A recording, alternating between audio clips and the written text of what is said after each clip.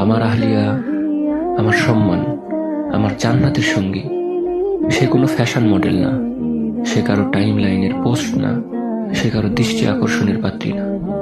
সে হিফাজতের নিচে থাকা এক রত্ন, যার রক্ষক আমি গর্ব করি, কারণ সে হিজাব করে আল্লাহর ফরজ বিধান মানে।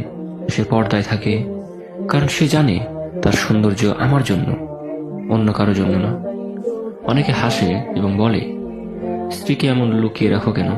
আমি বলি, কারণ সে আমার সম্মান, আমার দায়িত্ব, আমার কাছে রত্ন।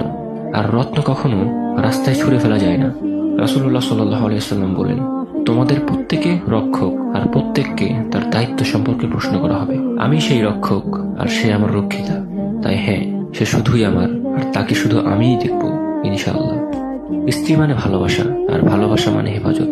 সে যদি আল্লাহর জন্য পর্দা করে, আমি কেন তাকে নিরাপত্তা দেব না?